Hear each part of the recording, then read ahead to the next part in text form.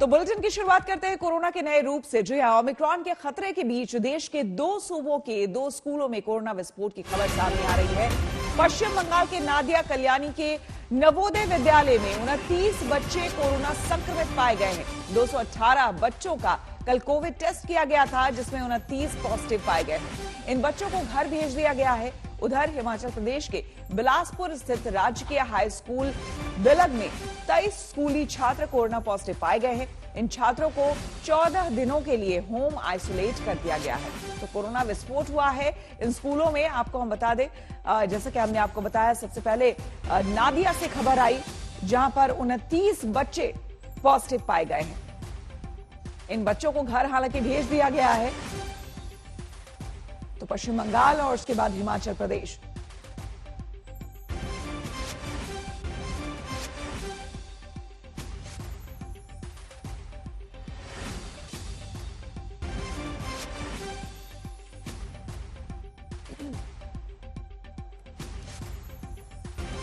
दो तस्वीरें आपको हम दिखा रहे हैं। पहली तस्वीर में आपको हम बता दें,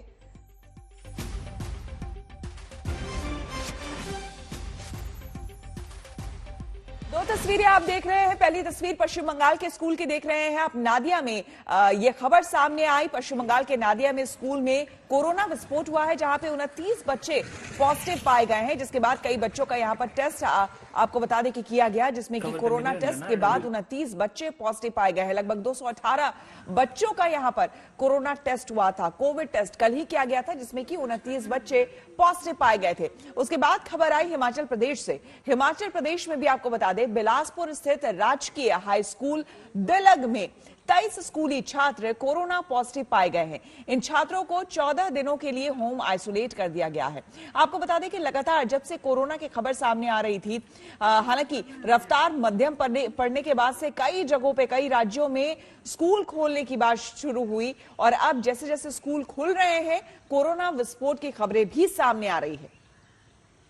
हमारे स्वास्थ्य विभाग में खंड मार्कंड की टीम रूटीन में, जैसे हम स्कूलों के बच्चों का कोविड का जांच करने जा रहे हैं, वैसे ही हमारे हाई स्कूल दिलग में पहुंचे। तो वहां पे उन्होंने बच्चों की जांच की और उसके उपरांत उन्होंने 23 बच्चों में कोविड पॉजिटिव पाया गया। 6वीं से लेकर 10वीं तक क्लास के बच्चे हैं। और आपको बता दें कि ऐसे वक्त में कोविड के केस ने रफ्तार पकड़ी है, जब ओमिक्रॉन वायरस तेजी से फैल रहा है। देश में ओमिक्रॉन के अब तक 238 केस सामने आ चुके हैं, जिसमें सबसे बड़ा योगदान महाराष्ट्र का है, जहां पर 65 मामले सामने आ चुके हैं। चलिए आपको हम बता देते हैं। देखिए, पूरे देश का हाल बताया। कुल 238 मामले सामने आ चुके हैं। महाराष्ट्र में 65 मामले सामने आए हैं। वहीं दिल्ली में 57 केसेस सामने आ चुके हैं। और किस तरह से तेलंगाना में देखिए 24 केसेस सामने आ चुके हैं। वैसे ही कर्नाटक में 19, राजस्थान में 22 मामले सामने आए हैं ओमिक्रॉन के। केरल के में 15 मामले सामने आए हैं। अब राज्य सरकारें जो है इस पर ध्यान दे रही है। गुजरात में 23 केसेस सामने आ चुके हैं ओमिक्रॉन के। साथ ही साथ जम्मू में 3 मामले, कल ही पहला मामला सामने आया था। उड़ीसा की बात करें तो 2 केसेस सामने आ चुके हैं।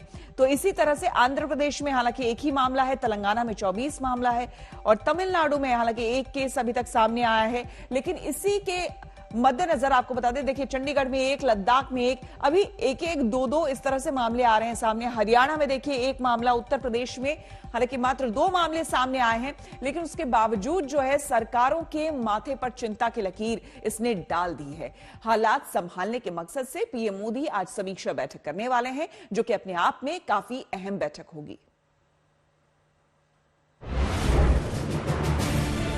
2 दिसंबर को देश में कोरोना के ओमिक्रॉन वेरिएंट का पहला केस पकड़ में आया। 22 दिसंबर ओमिक्रॉन मरीजों की संख्या 238 तक पहुंच गई। संख्या भले ही अभी कम हो, लेकिन रफ्तार बता रही है कि आने वाले दिनों में हालात बेकाबू हो सकते हैं। एक दिन पहले ही केंद्र सरकार के स्वास्थ्य विभाग ने इस बात पर मुहर लगा दी है कि ओमिक्रॉन वेरिएंट डेल्टा से 3 गुना ज्यादा संक्रामक है। लिहाजा आने वाले वक्त की तैयारियां दुरुस्त करने का सही वक्त यही है। पीएम मोदी आज कोरोना के हालात पर उच्च स्तरीय बैठक करेंगे। बैठक में ओमिक्रॉन वेरिएंट के खतरे को लेकर प्रमुखता से बात होगी। वहीं दिल्ली के सीएम केजरीवाल भी संभावित तीसरी लहर की तैयारियों पर बैठक करेंगे। यूरोप, अमेरिका और दक्षिण अफ्रीकी की तरह माना यही जा रहा है कि भारत में भी ओमिक्रॉन वेरिएंट कोरोना की तीसरी लहर की वजह बनेगा। IIT कानपुर और IIT हैदराबाद की जॉइंट स्टडी में कहा गया है कि फरवरी में देश में तीसरी लहर आ सकती है। स्टडी के मुताबिक तीसरी लहर के दौरान फरवरी के अंत तक देश में 1,50,000 से 1,80,000 रोजाना केस सामने आ सकते हैं। हालांकि ओमिक्रॉन से आने वाली तीसरी लहर इतनी घातक नहीं होगी जितनी डेल्टा वेरिएंट से आई दूसरी लहर थी। अनुमान ये भी लगाया जा रहा है कि तीसरी लहर के पीक पर पहुंचने के बाद डेली केसेस तेजी से नीचे आने शुरू हो जाएंगे। You have totally lost any vaccine protection, and the natural immunity due to prior exposure to Delta is eroding very quickly. We foresee a peak of something like 1.5 to 1.8 lakh cases per day happening somewhere towards the end of February. WHO से लेकर दुनिया भर के doctor और expert Omicron variant को समझने और परखने में जुटे हैं। किसी भी ठोस निष्कर्ष तक पहुंचने में अभी वक्त लगेगा। ये ट्रेंड जरूर दिख रहा है कि वैक्सीन के दोनों डोज लेने वाले लोगों को ओमिक्रॉन से जान का खतरा बहुत कम होगा। तो ओमिक्रॉन जो वेरिएंट है आपका कुछ नहीं बिगाड़ पाएगा। आप स्वस्थ रहेंगे, आपको कॉम्प्लिकेशन नहीं होगी, आपको आईसीयू में जाना नहीं पड़ेगा, आपका ऑक्सीजन लेवल ड्रॉप नहीं होगा। ये बहुत महत्वपूर्ण है कि यदि आपने दोनों डोज लिए हैं तो ये लाइफ सेविंग है, ये प्रोटेक्टिव है, ये सुरक्षा कवच है। सो सबसे महत्वपूर्ण है वैक्सीन, और उसके साथ साथ वैक्सीन के साथ साथ आपके जो कोविड गाइडलाइंस हैं वो उसका पालन कीजिए। एक तरफ फरवरी में आने वाली तीसरी लहर की दहशत है तो दूसरी तरफ वो भीड़ भाड़ जिस पर किसी का कोई काबू नहीं दिख रहा है। दिल्ली के मशहूर लाजपत नगर मार्केट में तिल रखने की भी जगह नहीं दिखती। ऐसा हाल देश भर में है। तो सवाल उठता है कि क्रिसमस और नए साल के जश्न में क्या मंजर होगा। राज्य सरकारों ने अपने अपने तरीकों से जवाब तलाशने शुरू कर दिए हैं। कर्नाटक में नए साल के जश्न पर रोक लग गई है। दिल्ली में भी नए साल की पार्टियों पर बैन है। गोवा में पार्टियों पर लगाम लगाने का फैसला विचाराधीन है। मुंबई में पार्टियों में मेहमानों की संख्या सीमित कर दी गई है।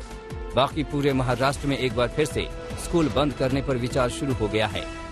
स्कूल को लेकर बंद को लेकर आपने नहीं बताया क्योंकि केसेस आप देख रहे हैं। नहीं, आपको पता है जैसे आपको पता है कि नवी मुंबई की घटना हो गई, वहाँ पे स्कूल 10-15 दिन के लिए बंद कर दिया गया। लेकिन इस तरह से कोई ज्यादा अगर खुशी होती है तो अकॉर्डिंग टू निर्णय लिए जाएं। लेकिन सरकारी फरमानों से ज्यादा ओमिक्रॉन पर अगर कुछ कारगर होगा तो वो है लोगों की खुद की जागरूकता।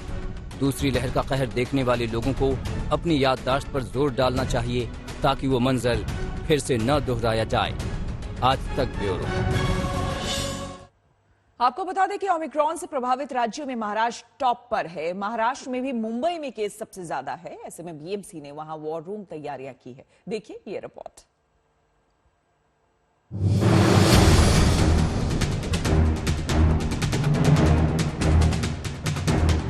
मुंबई में कोविड के खिलाफ एक और जंग छिड़ गई है। पिछली बार कोविड के डेल्टा वेरिएंट से लड़ाई थी और इस बार ओमिक्रॉन से है। ये मुंबई के अंधेरी ईस्ट में स्थित बीएमसी का वॉर रूम है जहां से ओमिक्रॉन मामलों पर नजर रखी जा रही है। अंधेरी स्थित है ये वॉर रूम, और अलग अलग लोग जो हैं वो यहाँ बैठते हैं। डॉक्टर्स हैं, डेटा एंट्री के लोग बैठे हुए हैं जिससे हर चीज़, हर डिटेल्स जो हैं वो सही से ली जा सके और लोगों की मदद की जा सके। डॉक्टर्स बैठते हैं। ये जो हम आपको डेस्क दिखा रहे हैं, कोऑर्डिनेशन डेस्क है जहाँ पे लोगों के फ़ोन आते हैं और ये जो भी लोग यहाँ बैठे हैं वो सब उनको कोऑर्डिनेट करते हैं और किस तरीके से उनको आगे बढ़ना है या आगे किस तरीके से चीज़ें उनको दिलवानी है, हॉस्पिटल की डिटेल्स हो या बाकी डिटेल्स हो, वो प्रोवाइड करवाते हैं। ये जो वॉर रूम है ये 3 शिफ्ट्स में काम करता है। टोटल 8 डॉक्टर्स है, 8 डेटा एंट्री ऑपरेटर्स है और वॉर रूम कोऑर्डिनेटर्स है हमारे पास। सो 3 शिफ्ट्स में ये काम होता है। एवरीडे हमें एक लिस्ट आती है मॉर्निंग में एपिड सेल से, जो नॉर्मल लाइन लिस्ट होती है जो हमारे वार्ड की होती है। So we start calling them, we start tracing the patients and then उनका जो बेड कंफर्मेशन करके उनको हॉस्पिटलाइज करना है हम वो करते हैं। मुंबई देश के उन कुछ शहरों में शामिल था जहां कोविड का सबसे ज्यादा तांडव देखा गया था। इस बार भी मुंबई में ओमिक्रॉन ने असर दिखाना शुरू कर दिया है। मुंबई में कोविड के इस वेरिएंट के 20 से ज्यादा मरीज हैं। इनमें ज्यादातर लोग विदेश यात्रा से लौटे थे। बीएमसी का ये वॉर रूम इंटरनेशनल ट्रैवलर के लिए कोविड जानकारी का सेंटर बना हुआ है।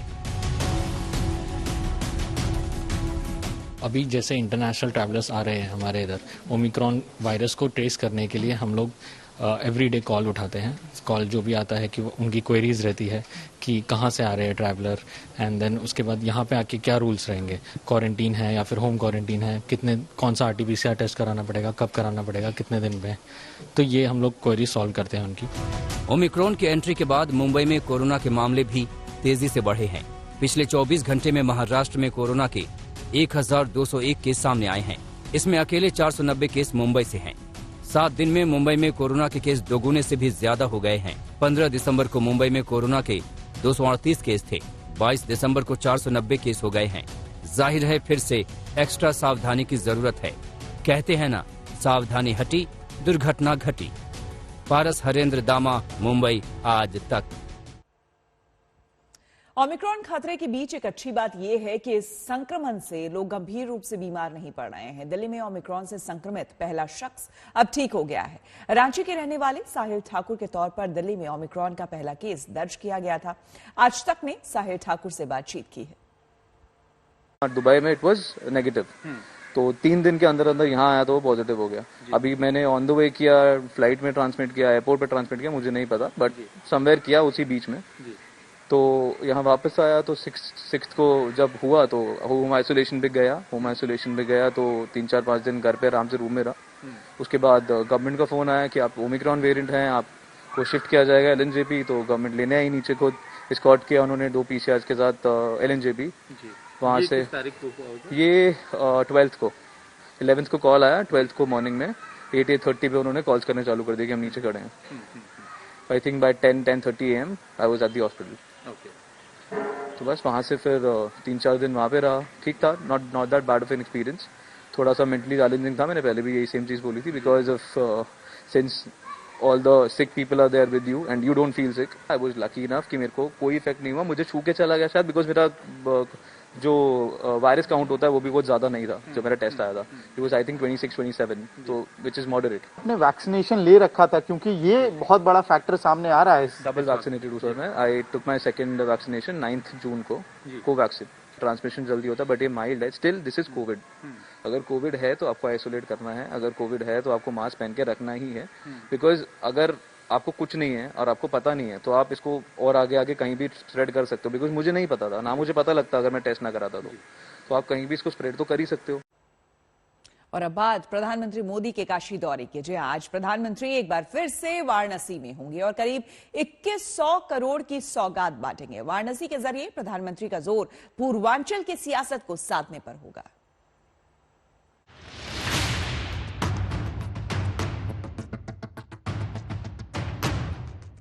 उसी धमक और उसी चमक के साथ पीएम मोदी एक बार फिर उत्तर प्रदेश की धरती को नमन करने को तैयार है। इस बार दिल्ली से निकलकर उनकी मंजिल होगी अपना संसदीय क्षेत्र वाराणसी।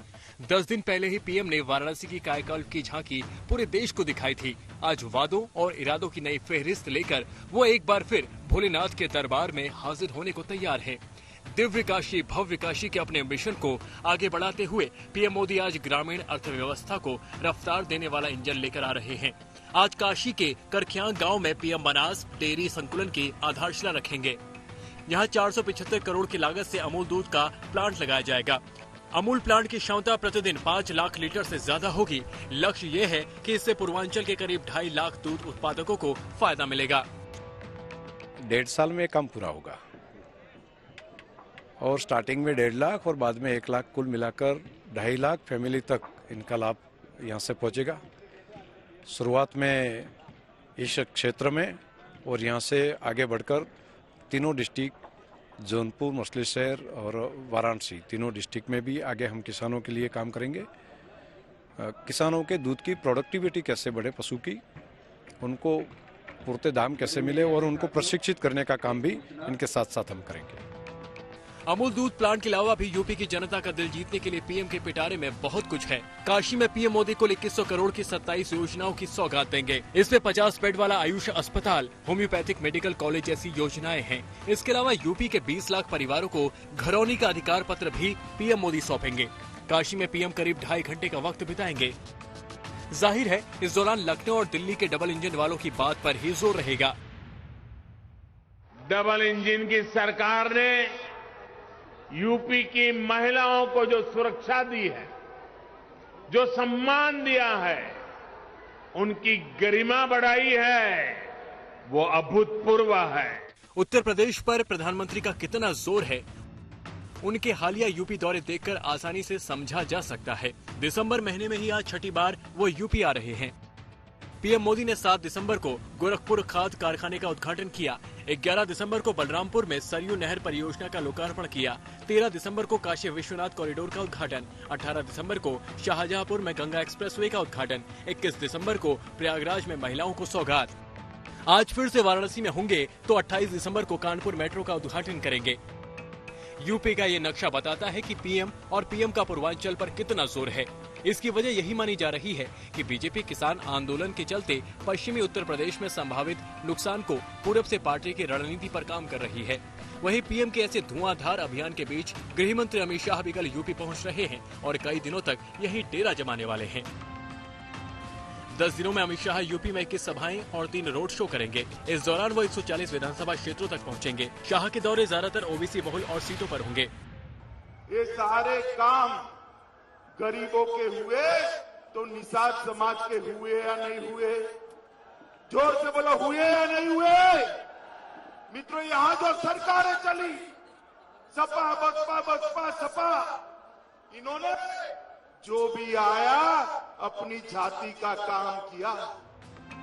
अखिलेश यादव की सभाओं में उमड़ रही भीड़ को बीजेपी कितना भी नकारे, लेकिन अखिलेश की रणनीति जरूर उनकी चिंता बढ़ा रही है। छोटे छोटे क्षेत्रीय दलों को साथ लेकर अखिलेश अपना कुनबा मजबूत करने में जुटे हैं। यही वजह है कि खुद पीएम और अमित शाह योगी के चुनावी रथ के सारथी की भूमिका निभा रहे हैं।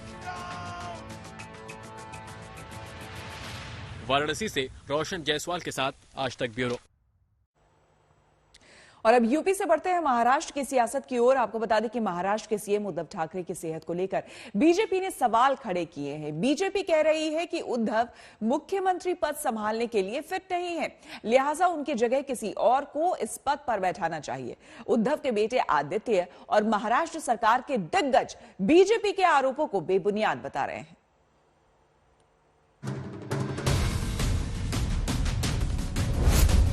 क्या उद्धव ठाकरे की सेहत खराब है?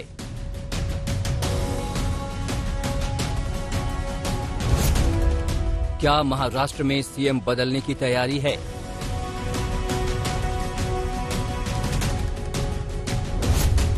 क्या आदित्य ठाकरे महाराष्ट्र की कुर्सी संभालेंगे?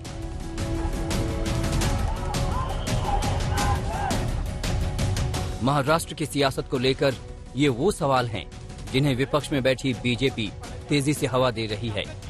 बुधवार को महाराष्ट्र विधानसभा के शीतकालीन सत्र की शुरुआत हुई, लेकिन मुख्यमंत्री उद्धव ठाकरे सदन में नहीं पहुंचे। कानाफूसी का दौर पहले से चल रहा था। सत्र के पहले दिन सीएम की गैर हाजिरी पर सवालों का शोर तेज हो गया, तो कैबिनेट मंत्री और उद्धव के बेटे आदित्य ठाकरे को खुद सामने आकर सफाई देनी पड़ी। सीएम साहेब एकदम बरे आहेत. सकाळी पण फोन, काल पण कॅबिनेट झाली. त्यांना जेव्हा योग्य वाटेल तेव्हा ते येतील, कारण आता पण उपमुख्यमंत्री महोदयांनी सांगितलं की जेव्हा सीएम साहेब येतील तेव्हा आपल्या सर्वांना कळेल. दरअसल उद्धव ठाकरे 10 नवंबर से सार्वजनिक तौर पर दिखाई नहीं दिए हैं। 10 नवंबर को ही वो सर्वाइकल स्पॉन्डिलाइटिस की सर्जरी के लिए अस्पताल में भर्ती हुए थे। 2 दिसंबर को उद्धव ठाकरे डिस्चार्ज हुए। उद्धव की सेहत के चलते विधानसभा का शीतकालीन सत्र नागपुर की जगह मुंबई में बुलाया गया, लेकिन शीत सत्र के पहले दिन उद्धव कार्यवाही में शामिल नहीं हुए। ऐसा है कि वो बीमार है, थोड़ी बीमारी थोड़ी चिंताजनक है, तो उन्होंने ये जिद नहीं रखनी चाहिए तबीयत को ठेस पहुंचाकर कि मैं जाऊं। सिर्फ उन्होंने किसी को चार्ज देना चाहिए। सदन में कौन है, तो सदन में यदि उनको राष्ट्रवादी और राष्ट्रीय कांग्रेस पर भरोसा नहीं है, और स्वाभाविक भी है, उनकी परंपरा ऐसी है, उनके पार्टी में किसी पर भरोसा नहीं है, तो अपने लड़के को दे चार्ज, आदित्य ठाकरे को। तो नहीं दे रहे तो आदित्य पर भी विश्वास नहीं है क्या? तो इस प्रकार से तबीयत के साथ उन्होंने एक दूसरे से छेड़छाड़ नहीं करनी चाहिए, और तबीयत अच्छी नहीं है तो उन्होंने आराम करना चाहिए, सिर्फ किसी को चार्ज देना चाहिए। महाराष्ट्र बीजेपी के नेता उद्धव की सेहत के बहाने सरकार की स्थिरता पर सवाल खड़े कर रहे हैं। गठबंधन के तीनों दलों के आपसी टकराव की खबरों के बीच हाल ही में मुंबई दौरे पर अमित शाह ने भी ये कहकर तंज कसा था कि उद्धव ठाकरे गायब हैं, लेकिन डिप्टी सीएम अजित पवार समेत अगाड़ी सरकार के सारे दिग्गज नेता यही कह रहे हैं कि सरकार में सब ठीक ठाक है और उद्धव ही उनके मुख्यमंत्री हैं। मुंबई से कमलेश सुतार के साथ आज तक ब्यूरो। और अब एक और बड़ी खबर उत्तर प्रदेश के मेरठ से आपको बता दें, प्रधानमंत्री नरेंद्र मोदी ने पिछले दिनों मेरठ के सोतीगंज इलाके में वाहन चोर गैंग पर योगी सरकार के एक्शन का जिक्र किया था। चोरी का वाहन काटने वाले इसी गैंग के एक बड़े गैंगस्टर की करीब 3 करोड़ की संपत्ति कल पुलिस ने सील की है। बेटा रोए मती।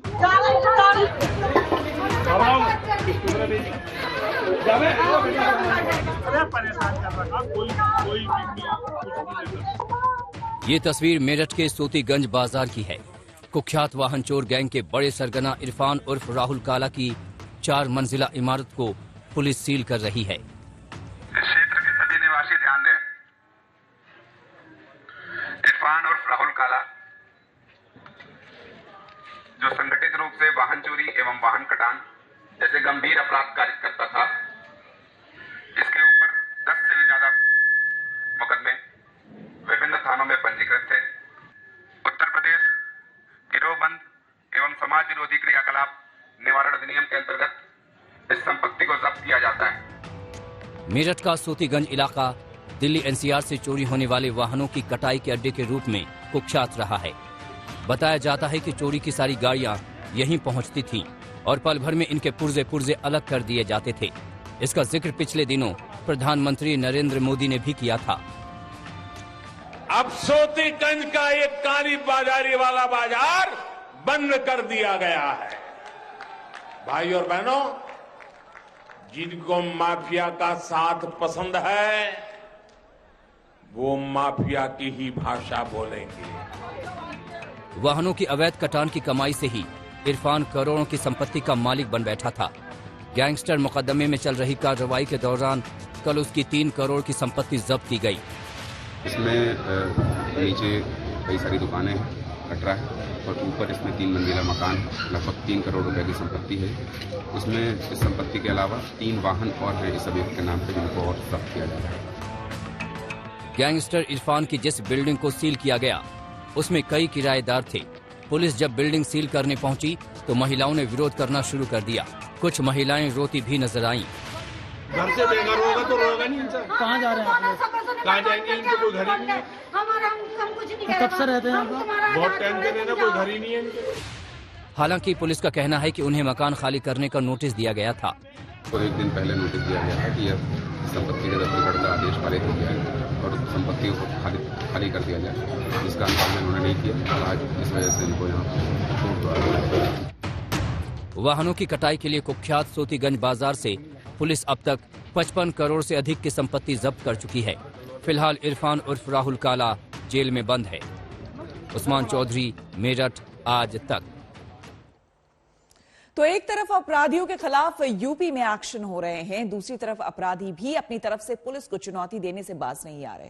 कानपुर में कल एक वरिष्ठ अधिवक्ता की हत्या हुई तो संभल में सरसों तेल कारोबारी से 5 लाख रुपए की लूट हुई। मेरे पापा मर गए कल। मेरे पापा मर गए। अरे एक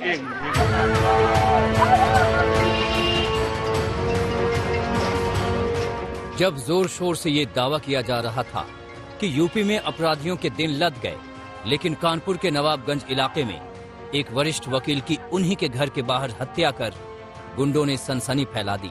बताया जाता है कि अपराधी पहले से घात लगाकर बैठे थे। शाम के करीब 7:30 बजे वकील राजाराम वर्मा के बेटे के आने पर जैसे ही दरवाजा खोला, कातिल ने गोलियां दाग दी। भाई आया था, गेट खोला है, पापा ने गेट खोला है। अब कोई यहाँ खड़ा हो या क्या हो, उसने तुरंत गोली मारी। सब कुछ इतनी जल्दी हुआ कि कोई हमलावर का चेहरा नहीं देख पाया, लेकिन मृतक अधिवक्ता की बेटी का कहना है कि पिता का शहर के बड़े बिल्डर से विवाद चल रहा था। वो मेरी जमीन लेना चाहते सिटी में, उसको वो लेना चाहते थे और वो फ्री में लेना चाहते हैं, बस और कोई नहीं। पापा ने बहुत साल पहले से केस चल रहे हैं, पापा ने बहुत साल से अपनी जमीन देना नहीं चाह रहे थे और वो जबरदस्ती लेना चाह रहे थे। कानपुर में 5 दिन के अंदर वकील की ये दूसरी हत्या है। 17 दिसंबर को कानपुर कोर्ट में बार एसोसिएशन चुनाव में वकील गौतम दत्त की हत्या कर दी गई थी। वो कार्रवाई चल रहा है, टीम लगे हुए हैं और जितना जल्दी हो सके उतना जल्दी आरोपी को पकड़ लेंगे। यूपी में बेखौफ बदमाशों की ये तस्वीर संभल की है। देखिए किस तरह 3 गुंडे तमंचे के बल पर सरसों तेल कारोबारी को लूट रहे हैं। टेबल पर पड़ी नोटों की गड्डियां उठा ली गई हैं। ड्रोवर में पड़े नोट भी ले लिए गए। कारोबारी के मुताबिक गुंडे 5 लाख लूट ले गए। ये वारदात संभल जिले के थाना क्षेत्र चंदौसी के फडुयाई बाजार की है। वो लोग वहाँ बाहर थे जो जैसे दिखाया है उस पर, और 3 लोग अंदर घुस गए और पूरा कैश जितना भी है ले गए। अपराधी फरार हैं। फिलहाल पुलिस के हाथ में अपराधियों की ये सीसीटीवी तस्वीर है। प्रथम दृष्टया जो अभी तक एक सीसीटीवी फुटेज मिली है उसके आधार पर हम लोग जांच कर रहे हैं। जो मोबाइल और बाकी जो पैसा गया है उसको ट्रेस कराने की कोशिश की जा रही है। जो अभी जानकारी हुई है उससे ये लग रहा है पहली दृष्टया कि ये किसी जानने वाले का भी काम हो सकता है। हम लोग उस एंगल पे भी काम कर रहे हैं। जो यहाँ के ऐसे एक्टिव गैंग हैं उनकी वो छाना जा रहा है।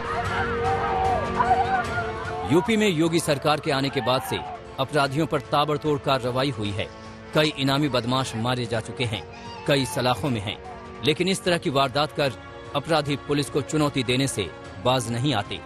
कानपुर से रोशन जायसवाल और संभल से अनूप कुमार के साथ आज तक ब्यूरो। पाकिस्तान के प्रधानमंत्री इमरान खान ने कबूला है कि वित्तीय मदद पाने के लिए उनके देश ने 9/11 के बाद अफगानिस्तान में अमेरिका का साथ दिया। वैसे तो इमरान खान अभी भी अपने देश को पीड़ित बता रहे हैं और पुराने दौर की विदेश नीति की असफलता गिना रहे हैं।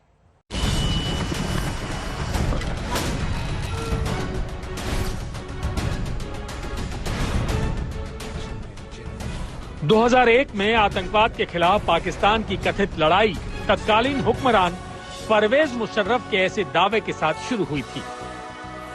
Pakistan has been extending cooperation to international efforts to combat terrorism in the past and will continue to do so in the future.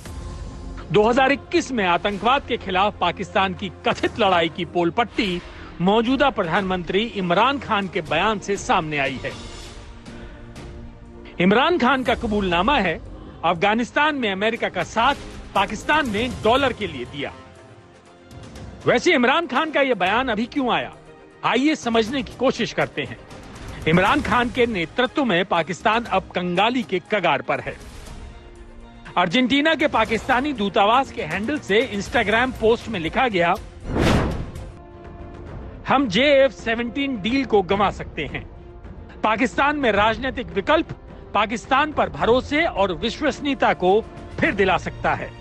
राजनयिक पाकिस्तान की नाकामियों की वजह नहीं हो सकते। इससे पहले सर्बिया में पाकिस्तानी दूतावास के ट्विटर हैंडल से तनख्वाह न मिलने का रोना रोया गया था। इमरान खान की सरकार लाख कहे कि उनके सोशल मीडिया अकाउंट्स की हैकिंग हो गई, लेकिन पाकिस्तान के वित्तीय हाल पर पाकिस्तान के लोगों का असंतोष बाउंड्री पार कर चुका है, ये तो तय है। लेकिन जब पाकिस्तान की अर्थव्यवस्था ठन ठन गोपाल है, तो शायद इमरान खान अपने देश को बता रहे हों कि पाकिस्तान ने भीख का कटोरा अभी नहीं पकड़ा। मंगलवार को पाकिस्तान के विदेश मंत्रालय के अधिकारियों के सामने इमरान खान का बयान था कि मुझे पता है कि 2001 में अमेरिका के आतंक के खिलाफ युद्ध में पाकिस्तान के शामिल होने का फैसला क्यों लिया गया। दुर्भाग्य से पाकिस्तान के लोगों के मद्देनजर फैसला नहीं हुआ। वजह वही थी जो 1980 के दशक में थी, जब हमने अफगान जिहाद में हिस्सा लिया। हम खुद जिम्मेदार हैं। हमने अपने देश की विश्वसनीयता को वित्तीय मदद के लिए दांव पर लगा दिया और ऐसी विदेश नीति बनाई जो रुपयों के लिए थी और जनहित के खिलाफ थी। ये बयान इमरान खान की सोची समझी रणनीति का हिस्सा हो सकता है। एक और वित्तीय नाकामियों के लिए वो खुद का पल्ला झाड़ रहे हो सकते हैं, तो दूसरी ओर पाकिस्तान को अमेरिका के अफगान युद्ध का पीड़ित साबित करने की कोशिश कर रहे हों। इमरान खान पहले भी कह चुके हैं कि अमेरिका के आतंकवाद के खिलाफ युद्ध में पाकिस्तान का शामिल होने का फैसला भूल थी, क्योंकि इसमें पाकिस्तान को नुकसान हुआ। बहरहाल इमरान खान के बयानों के बाद दुनिया बस यही कह सकती है कि आतंकवाद से लड़ाई पर पाकिस्तानी कितने मासूम थे, क्या से क्या हो गए देखते देखते। दिल्ली से गीता मोहन के साथ आज तक ब्यूरो।